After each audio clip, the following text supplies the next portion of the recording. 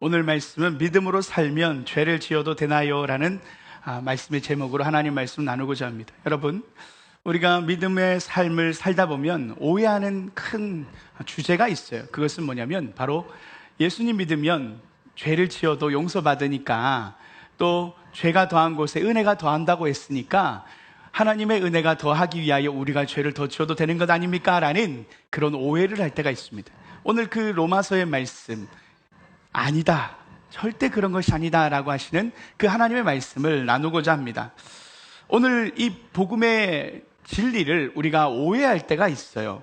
그 이유가 로마서 5장 20절에서 우리가 지난주에 우리가 배웠던 말씀 중에 죄가 더한 곳에 은혜가 더욱 넘쳤다라는 이 강력한 복음의 메시지가 사도 바울이 전하여야 했지만 로마 교인들이 오해를 했어요.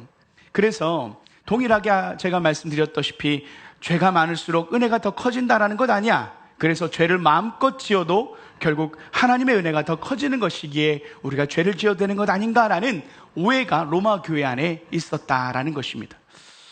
그래서 로마 사도 바울은 6장 1절에 이렇게 질문하고 있는 겁니다. 그런즉 우리가 무슨 말을 하리요? 은혜를 더하게 하려고 죄에 거하겠느냐? 이게 바로 사도 바울이 복음에 대한 이야기, 하나님의 은혜에 대한 이야기를 할 때 가장 오해되는 메시지가 바로 그럼 죄를 지어도 되는 것 아닙니까? 라는 이 로마 교인과 동일한 질문을 우리도 할 수 있다는 거예요. 그런데 사도 바울은 6장 2절에서 이렇게 정확하게 얘기합니다. 그럴 수 없느니라. 왜 그럴 수 없는가? 이 그럴 수 없다라는 이 원문은요, 원어는 메게게노이토라고 해서요, 도무지 불가능하다, 결단코 그럴 리가 없다, 말도 안 된다라는 그 메시지가 바로 그럴 수 없느니라라는 문장에 포함되어 있는 뉘앙스입니다. 결코 그럴 수가 없다, 말도 안 되는 소리다. 왜 그렇게 사도 바울은 이렇게 강하게 반응하고 그 로마 교인들이 질문하던 죄가 더한 것에 은혜가 더하니 죄를 지어도 되는 것 아닙니까? 라는 그 질문에 왜 단호하게 안 된다고 말하는지 오늘 그 이야기를 하고자 하는 것입니다. 하나님 안에서 우리가 왜 죄 가운데 거할 수 없는 존재가 되었는가, 우리는 죄를 하나님 안에서 어떻게 바라봐야 되는가, 그 이야기를 오늘 해보고자 하는 것입니다. 여러분, 이 이야기 6장의 로마서를 들어가기 전에 우리가 4장과 5장의 흐름을 잠시 복습할 필요가 있어요. 그래야 오늘 6장의 말씀을 더 잘 이해할 수 있습니다. 여러분들이 지금 공부를 잘하고 있어요. 그래서 지금 로마서에 대해서 잘 이해하고 계십니다. 자, 로마서 4장에 나왔던 인물이 기억나십니까? 로마서 4장의 대표적인 인물은 바로 아브라함이었습니다. 기억나시죠? 아브라함이 자신의 나이가 이미 100세가 되어서 또 사라의 경수가 끊어지고 결코 자신의 육신이 결국은 죽은 자같이 더 이상 생명을 잉태할 수 없는 죽은 자의 육신이었지만, 그럼에도 불구하고 하나님이 자녀를 주시겠다라는 그 사실을, 불가능한 사실을 믿었죠. 그래서 자신의 몸이 죽었지만 하나님이 자신의 몸을 그렇게 자녀를 낳을 수 있는 몸으로 부활시킨다라는 맥락 속에 하나님이 나에게 자녀를 주신다라는 불가능한 믿음을 가졌을 때 하나님이 그것을 의로 여겼다라고 이야기했습니다. 그래서 우리도 예수 그리스도를 믿는 우리는 예수님의 십자가와 그분의 부활을 믿을 때 사람이 살아난다는 것은 불가능한 일이잖아요. 예수님이 다시 부활하셨다는 사실은 불가능한 일이잖아요. 그것을 믿으면 동일하게 하나님이 그것을 우리의 의로 여겨주시겠다라는 아브라함의 의가 우리에게 있게 된다라는 것입니다. 할렐루야. 여러분, 우리는 예수 그리스도를 믿는다라고 말할 때 십자가에서 돌아가신 우리의 죄를 위해 죽으신 분을 믿지만 동일하게 3일 만에 부활하신 분을 우리가 믿는다라는 것입니다. 그래서 불가능한 일을 믿는 것이죠. 해서 아브라함의 믿음이 우리가 동일하게 누리게 된다라는 것입니다. 그것이 아브라함이 어떤 믿음의 의인지를 4장에서 이야기했습니다. 그러면서요, 5장으로 넘어오는데 5장에서 등장했던 인물이 기억나십니까? 5장에 가장 유명했던 인물, 아담이었습니다. 아담과 예수님의 순종과 불순종을 대비해서 이야기했었습니다. 아담이 불순종함으로 우리에게 있게 된 것이 무엇이었습니까? 바로 원죄가 우리에게 나타나게 되었고, 죄의 본성이 유전처럼 우리의 삶에 그 죄의 영향력 아래 우리가 살게 되었다고 이야기했습니다. 그것은 단순히 어떤 DNA나 유전적인 것이 아니라 하나님을 떠난 백성들은 빛을 떠나면 어둠 가운데 죄악 가운데 거할 수밖에 없는 원리입니다. 하나님을 떠난 백성들은 하나님의 빛 가운데 거하지 못함으로 인하여 죄악 가운데 머물게 되는, 그것이 바로 하나님과 단절된 삶의 가장 큰 죄의 모습이고, 하나님 안에서 단절된 삶의 가장 비참한 모습이 바로 죄 가운데 거하게 되는 것입니다. 그래서 우리는 동일하게 원죄로 인하여 죄의 소욕이 우리 가운데, 죄의 본성이 우리의 영혼 가운데, 우리의 삶 가운데 나타나게 되었다는 것을 이야기했죠. 그러나 예수님의 순종으로 말미암아 우리에게 의가 전가되었다라고 얘기했습니다.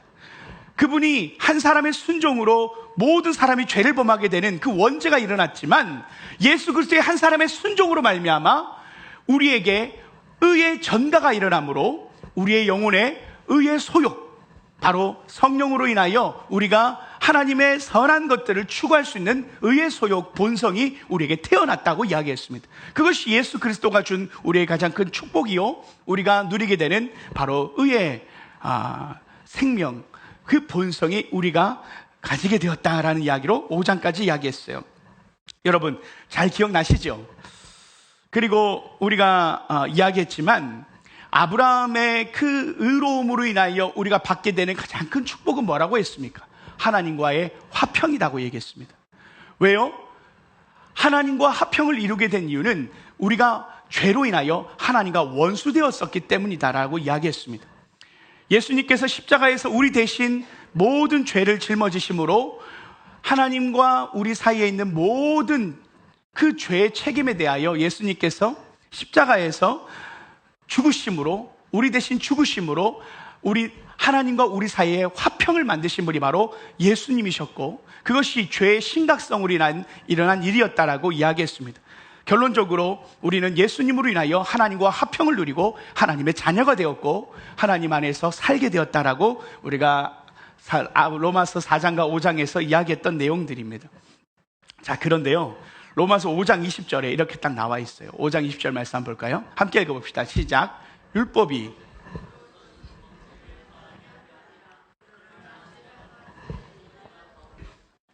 로마서 5장에서 아담과 예수님의 그 순종에 대한 이야기를 하면서 잠깐 띄워보세요.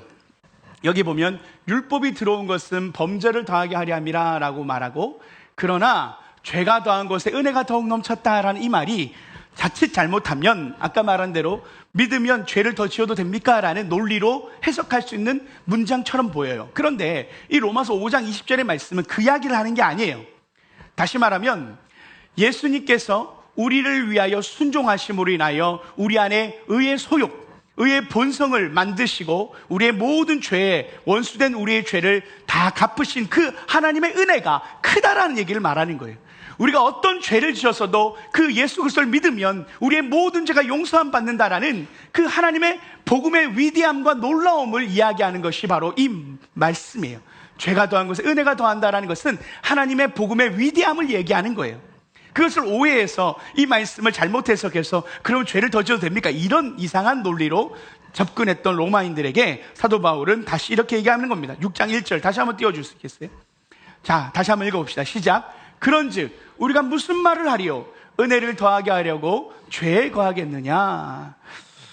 6장 2절까지 한번 읽어볼까요? 그럴 수 없느니라. 어찌 그 가운데 더 살리요? 여러분, 그럴 수 없느니라, 죄에 대하여 죽은 우리가 어찌 그 가운데 더 살리오라고 하면서 사도 바울은 이제는 구원받은 하나님의 백성들은 죄와는 근본적으로 단절되었다. 다시 말하면 죄에 대해서 죽었다. 이제 더 이상 우리가 죄의 지배를 받지 않고 우리가 변화된 존재 가운데 살아간다. 다시 말하면 우리의 본성이 죄의 소욕에서 의의 소욕으로, 의의 본성으로 예수 그리스도를 믿는 믿음 안에서 우리가 의의 전가로 인하여 우리 안에 새로운 소욕이 일어났는데 그 죄의 소욕이 죽고 의의 소욕이 태어났다라고 말하면서 우리의 존재가 변화되었기 때문에 결코 우리가 죄를 범할 수가 없다라는 맥락 속에 우리의 존재가 변화되었다라고 사도 바울이 이야기하는 겁니다. 그냥 단순히 죄를 짓지 않는 행동 지침을 얘기하는 게 아니라 우리의 존재 자체가 정체성이 바뀌었다라는 것을 이야기하는 것입니다. 우리는 죄에 죽었다라는 것입니다. 우리 안에 있었던 아담으로 인하여 그 죄의 본성이 예수 그리스도의 그 십자가의 순종함으로 말미암아 우리에게 의가 전가되었고, 죄의 원죄가 죽어버리고 의의 소욕인, 의의 전가된 예수님으로 인한 우리 안에 의의 소욕이 태어남으로 인하여 우리 존재가 죄에 대해서는 죽어버리고 의에 대해서 살게 되는 존재의 변화가 우리의 삶에 펼쳐졌다. 그것이 복음이라는 것입니다. 그래서 우리는 그럴 수 없는 일이라고 말하는 사도 바울의 그 단호한 메시지를 듣게 되는 거예요. 이것을 오늘 조금 더 풀어줍니다. 어떻게 좀 푸냐면요, 새로운 오늘 접근법을 하나 사도 바울이 얘기하는데요, 우리 6장 3절 말씀 함께 해봅시다. 6장 3절 함께 다시 한번 읽어볼까요? 시작. 무릇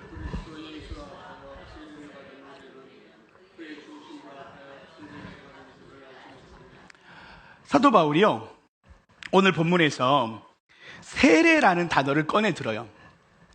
갑자기 조금 생뚱맞죠? 세례가 왜 오늘 이 본문에 나타나는가? 그런데요, 초대교회는요, 예수님을 믿음과 동시에 초대교인들은 세례를 받았습니다.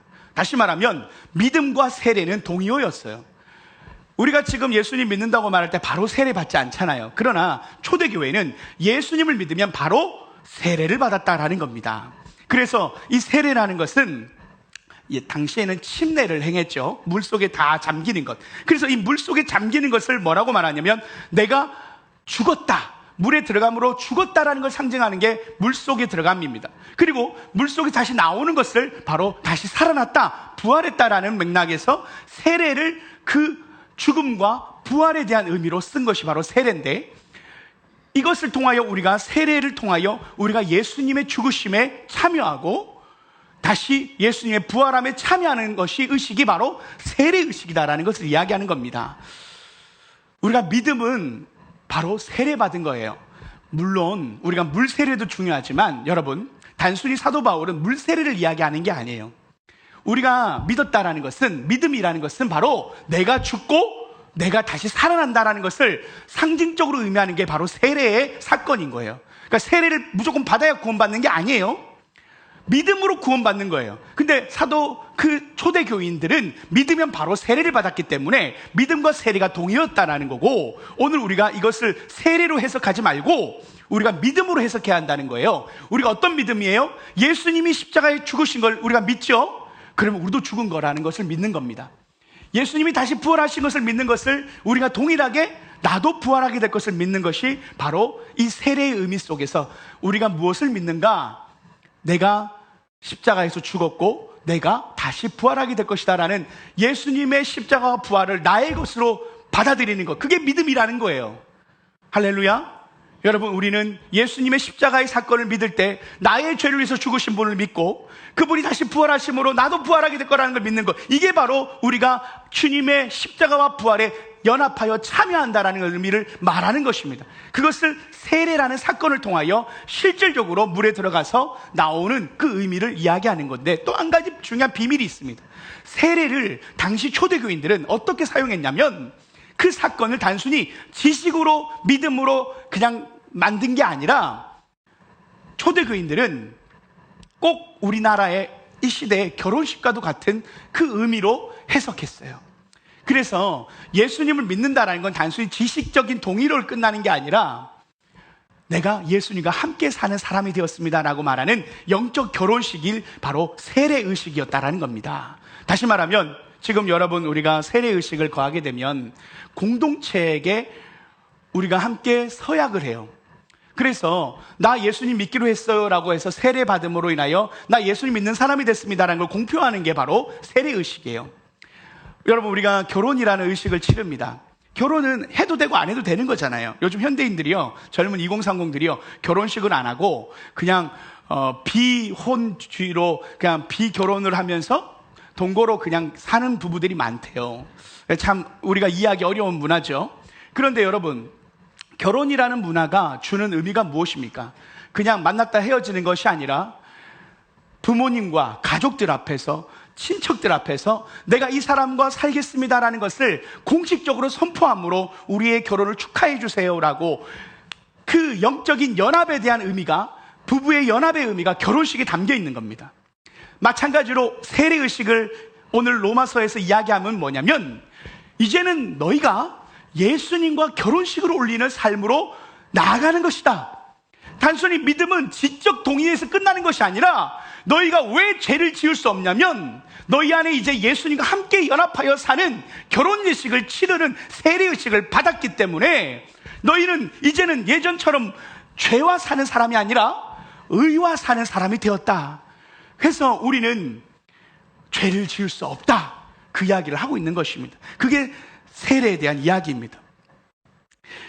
우리 한번 계속적으로 이 말씀 속에 더 해석하기를 원하는데요. 로마서 6장 4절 한번 볼까요? 함께 읽어봅시다. 시작. 그러므로 우리가 그의 죽으심과 합하여 세례를 받음으로 그와 함께 장세되었나니 우리로 또한 새 생명 가운데서 행하게 하려 함이라. 6장 6절도 한번 볼까요?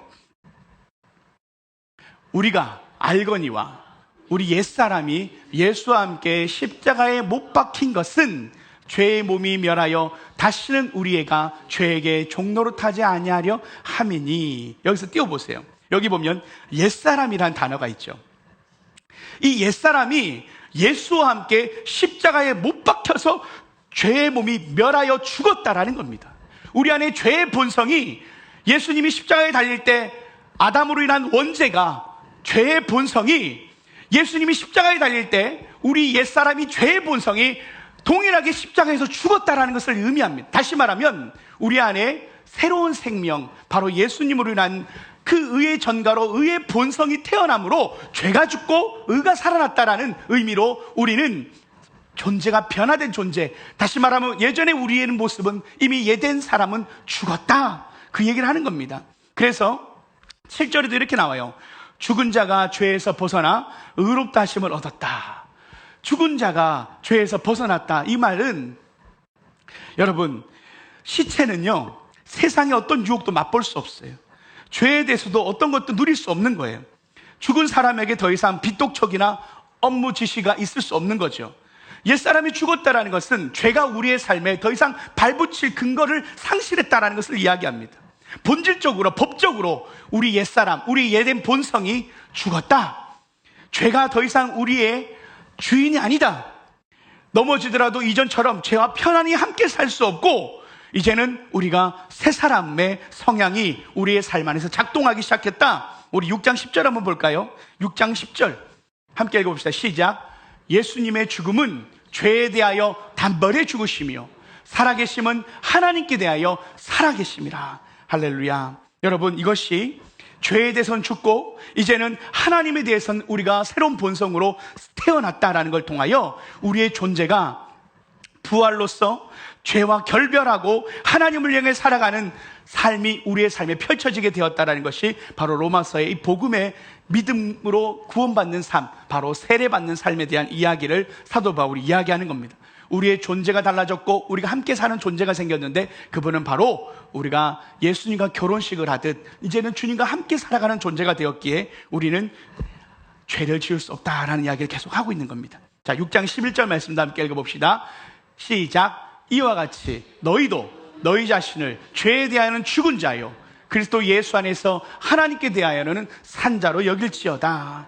여기서 여길지어다, 이 단어는요, 생각해라, 그렇게 계산해라, 그렇게 간주해라. 다시 말하면 너희가 그런 존재이니까 존재에 걸맞게 행동하라는 그 의미예요. 여러분, 우리의 정체성이 바뀌었어요. 여러분, 제가요 그 재밌는 그 사실을 하나 알게 된 게 있는데, 여러분도 아시는 분 아실 겁니다. 그 인도에 보면 많은 이제 나라 태국이나 이런 데 보면 코끼리가 말을 잘 듣잖아요. 그래서 코끼리 쇼가 많습니다. 태국이나 이런 데 가면 코끼리 쇼가 있어요. 그런데 이 코끼리들을 처음에 교육을 시키는 방법이 있대요. 어렸을 때부터 말뚝에 그 줄과 함께 코끼리 발을 묶어둔답니다. 그러면 이 코끼리가 이 원 주변으로 계속 돈대요. 그리고 이 어릴 때는 이 말뚝을 뽑아낼 힘이 없으니까 아무리 저항해도 이거 못 뽑으니까 그냥 거기서 이제 포기를 한대요. 그런 이제 코끼리가 컸는데도 동일하게 말뚝에 발주만 묶였으면 풀리지 않는답니다. 그게 코끼리의 말뚝 효과예요. 그것이 바로 우리가 세뇌당한, 우리가 습관 가운데 물들어 버린 그 모습이 바로 이 코끼리의 모습과 어리석은 모습과도 같다라는 겁니다. 여러분, 우리는 이미 존재가 코끼리가 다 성체가 됐던 것처럼 힘이 있어요. 우리는 죄의 본성을 이길 수 있는 의의 본성이 태어났어요. 우리는 이미 예수님을 믿음으로 인하여 원죄의 죄의 본성은 죽었고 예수 그리스도로 인하여 의의 본성이 새롭게 태어났어요. 우리는 죄에 대해서 살아났던 사람입니다. 그런데 우리는 예전처럼 계속 죄에 머물러 있어요. 왜요? 나는 바뀔 수 없어. 나는 바꿀 수 없어. 늘 그 패배의 의식 속에, 죄의 종로로 타던 의식 속에서 여전히 죄 가운데 있는 거예요. 그래서 사도 바울은 계속 너희가 생각하라, 여겨라. 너희가 이미 본성이 바뀌었다. 그것을 알아야 한다. 너희가 이미 이길 수 있다. 너희가 힘을 조금만 쓰면 말뚝은 뽑힌다. 그 얘기를 하고 있는 겁니다. 사도 바울은 이미 복음으로 예수 그리스도의 의의 전가는 단순히 구원받았다 지식이 아니라 우리의 영혼의 새로운 본성. 여러분, 죄를 지으면요, 우리가 하나님 안에서 죄책감이 들고요, 그리고 죄를 짓지 않으려는 마음들, 이것이 새로운 본성이에요. 예전에는 그 본성조차 없었어요.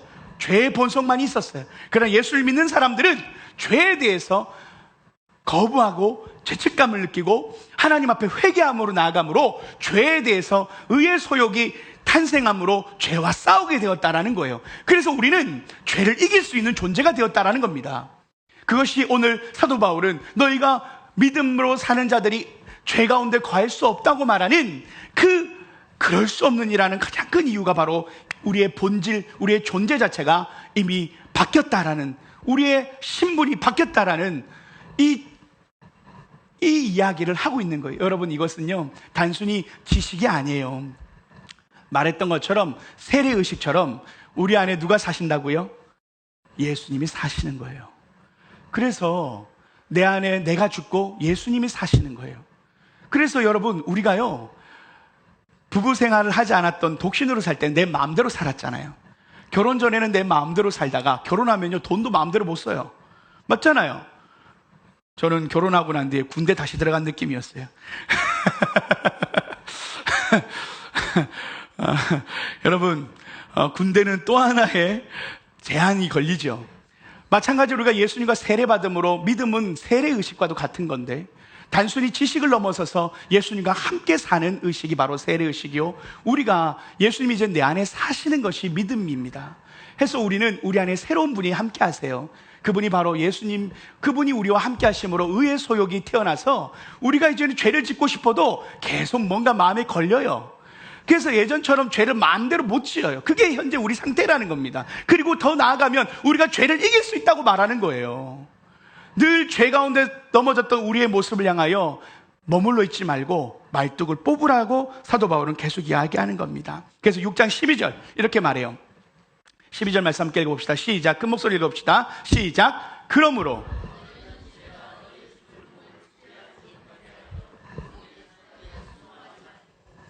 네, 너희는 죽을 몸을 지배하지 못하게, 너희 죽을 몸을 지배하지 못하게 하여 몸의 사욕에 순종하지 마라. 그 거짓말이다. 너는 이제 죄의 종로로 타지 않고 죄가 너희의 주인이 아니다. 너희의 주인은 예수 그리스도시고 의의 소욕이 너희 안에 태어났고 너희는 죄의 소욕을 이길 수 있다. 우리의 정체성이 변화되었다. 여러분, 우리가요, 끊지 못하는 죄, 끊지 못하는 중독, 끊을 수 있다. 못한다고 말하는 그 거짓된 그 사단의 음성 속에 속지 말라는 거예요. 그러면서요, 더 구체적으로 사도 바울은 단순히 소극적으로 짓지 말라가 아니라요, 더 구체적으로 뭐라고 말하면 6장 13절 이렇게 얘기해요. 시작. 함께 읽어봅시다. 너희 지체를 불의의 무기로 죄에게 내주지 말고 의의 무기로 하나님께 드리라. 오히려 너희가 적극적으로 너희가 죄 가운데 머무는 삶이 아니라 하나님의 의의 무기가 되어서 의를 행하는 삶을 살아라.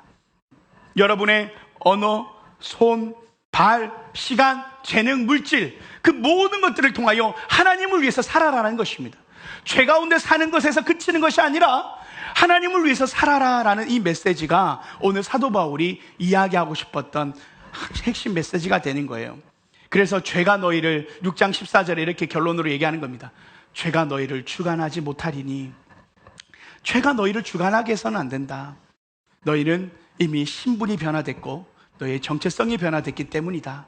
그리고 너희는 죄와 싸우는 걸 넘어서서 너희는 의로운 삶을 살아라 라고 이야기하는 겁니다. 자, 다시 한번 말씀을 정리합니다. 여러분, 우리가 여전히 그럼에도 불구하고 종종 죄에 빠지죠. 유혹에 빠져서 죄를 짓기도 합니다.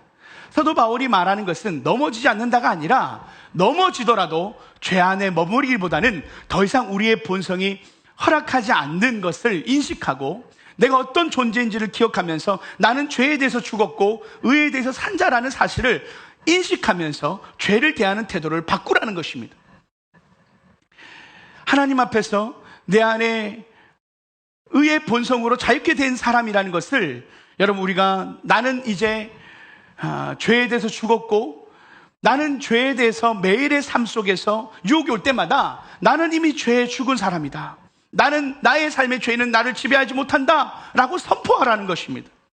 단순히 긍정적 사고를 넘어서서 복음 안에서 예수님과 함께 사는, 주님이 나를 보고 계시고 나와 함께 하신다라는 그 영적인 주님과의 결혼의식 속에서 내가 이미 하나님과 함께 연합된 사람이라는 것을, 우리의 정체성을 우리가 다시 한번 바라보고 하나님 앞에서 우리가 온전히 선포하는 거예요. 더 이상 죄에 대해서는 살아있지 않고 의에 대해서는 우리가 살아있는 자가 되어야 된다라는 이 메시지 속에서 우리가 늘 우리의 정체성과 우리의 방향을 잡고 살아라는 것입니다. 여러분, 우리의 주인이 바뀌었습니다. 우리는 이제 죄의 종의 그 지배를 받는 것이 아니라 우리의 왕이신 예수님의 지배를 받고 살아가는, 예수님과 연합되어 사는 바로 사람이다라는 그 인식을 우리가 함께함으로 살아가는 것이죠. 자, 그러면서요, 아까 말했던 두 번째, 우리가 하나님 앞에 이제는 하나님께 죄를 짓지 않는 것을 넘어서서 우리의 삶을 의의 무기로 드려야 되는데, 언어 생활을 우리가 좀 바꿀 필요가 있어요. 구체적으로 얘기한다면 거짓말하는 것, 비방하는 것, 욕설, 이런 것들을 우리가 바꾸는 거예요. 어떻게 해요? 격려하는 말로, 축복하는 말로, 그리고 진실한 말로 우리의 입술을 바꾸는 겁니다. 그게 불의한 것에서 우리가 죄의 종로로 따는 것이 아니라 의의 무기로 우리의 언어를 사용하는 방법입니다. 자, 우리 옆에 분에게 인사 사용해 봅시다. 당신은 참 아름답군요. 당신은 참으로 사랑스럽습니다. 어떻게 이렇게 오늘 머리를 잘 하셨습니까? 화장도 잘 먹었네요. 격려해 주세요. 여러분, 우리가요, 저 사람을 볼 때마다 저 사람 왜 저렇게 다 막 보기 싫은 게 나타나. 공동체 생활 하다 보면 그렇게 조금씩 보여요. 여러분, 그런 걸 보려고 하지 마세요. 긍정적인 걸 보려고 하세요. 이 사람은 정말 이런 모습이 아름답구나. 나쁜 것을 계속 생각하면요, 그 사단이 주는 마음입니다. 그 의의 종이 할 행동이 아니에요. 거짓된 죄의 소욕이 우리 안에서 계속적으로 비난과 비판과 불평이 나타나는 거예요. 여러분, 지금 여러분 안에 누군가를 향한 비판의 마음이 있죠? 그러면 여러분이 죄의 도구가 되고 있는 거예요. 의의 무기로서 여러분, 우리가 어떻게 살아야 한다고요? 격려해 주라. 그래서 머리를 한 것 같으면 우리 이리나 집사님 염색했어요. 염색이 잘 됐네요. 우리 아라자베가 영덕에서 그 산불을 헤치고 뚫고 나왔어요. 살아서 왔어요. 할렐루야. 얼마나 힘들었겠어요. 고생했다. 격려해 주세요. 그렇게 여러분, 우리가 오늘 만나는 사람마다 정말 그렇게 축복하고 격려해 주는 거예요. 그래서 사단의 입술과 죄의 소욕에 우리 입술이 활용되지 않도록 꼭 죄를 짓는데 입으로 죄를 짓는단 말이에요. 비판하고 비난하고, 그 가족끼리가 더 심해요. 가족들한테가 더 말하기가 그냥 짜증내고 때로는 화내고 쉽게 이야기하잖아요. 사단이 가장 우리의 삶을 위협하는 곳은 가정입니다. 목사도요, 목회자도 집에 가면 다 싸워요. 그렇게 하면서 결국은 우리의 본 모습은 사실 가정에서 다 드러납니다. 그때 우리가 입술의 지혜가 어떻게 하면 조금 더 격려해주고 축복해주는 말로 우리가 바꿔간다면 가정에서도 우리가 승리하게 될 줄 믿습니다. 여러분, 그러면서요, 또 한 가지, 우리의 재능과 몸을요, 하나님을 위해서 사용해야 되는데, 우리의 시간과 우리의 재능과 우리의 그 에너지가요, 단순히 쾌락이나 우리의 만족만을 위해서 시간을 쓰지 말고 하나님을 향한 섬김의 자리, 봉사, 예배, 선교, 기도, 우리가 하나님을 위해서 우리의 시간들을 써나갈 수 있도록 우리의 시간을 선용하는 겁니다. 그게 의의 무기가 되는 거예요. 우리 하나님 앞에 시간이 조금 이렇게 남게 되면 우리가 그것을 선용하는 시간으로 기도의 시간을 삼고, 때로는 우리가 하나님 앞에서 하나님의 사명을 이루기 위해서 어떻게 우리가 살 것인가를 고민하는 시간들로 세워가면 좋습니다. 여러분, 우리가 때로는 우리를 무기력하게 만드는 사단의 세력이 있어요. 너는 아무것도 아니야. 그래서 우리가 그냥 아무것도 하지 못하고 자포자기해서 무기력함으로 그냥 아무것도 하기 싫어 하고 그냥 우리의 시간들을 허비해버릴 때가 있어요. 여러분, 그 사단에게 속는 거예요.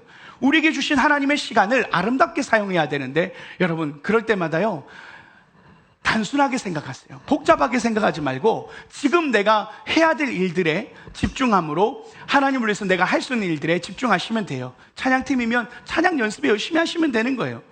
그냥 내가 사역을 안 하면 기도의 시간에 우리 새벽 기도 나오고, 때로는 우리가 예배의 시간들을 하나님 앞에 아름답게 드리는 거예요. 그리고 우리가 말씀 성경을 읽거나 필사를 하거나, 여러분 그 시간들을 하나님을 위해서 어떻게 더 드릴 수 있는가를 고민함으로 우리의 그 복잡한 마음을 너무 하나님 안에서 복잡하게 생각하지 말고 하나님을 만나는 곳에 시간을 쓰면, 여러분 그것이 때로 우리에게 답이 될 때가 있어요. 너무 복잡하면 우리가 아무것도 하지 못하고 무기력해집니다. 그냥 내가 지금 당장 해야 될 일이. 그래서 여러분, 교회에서 그 목장을 이제 하잖아요. 목장에 참여하기도 하고 계속 시간을 우리가 만나는, 그리스도인들끼리 만나서 교제하는 일들에게 시간을 쓰시길 바라요. 여러분, 의미 없는 시간으로 흘러가 버리면 그 시간 하나님을 만나고 하나님을 알아가는 공동체에서 교제하는 시간으로 여러분이 만나기를 축복합니다. 지난번 우리가 영종도 다녀왔잖아요. 영종도 가서 제가 참 느낀 게 뭐냐면, 와, 우리 성도가 이렇게 많네. 교회 앉아있을 때는 뭐 이렇게 앉아있구나 했는데, 영종도에 막 차 한 4-5대가 가고 막 같이 뭐 우르르 막 몰려가니까, 야, 우리 성도들이 카페에서 막 몇 테이블 그냥 다 차지하는데, 야, 나가보니까 우리가 이렇게 좀 표현이 그렇죠. 세력이 크구나. 그걸 한번 느꼈어요. 여러분, 밖에서 만나보세요. 우리 개척교회지만 함께 만나면, 교제하면, 아, 우리가 외롭지 않구나. 우리 공동체가 있구나. 이걸 느끼게 됩니다. 그래서 목장 모임을 할 수 있을 때마다 하세요. 그리고 시간들을 그렇게 선용하시기를 축복합니다.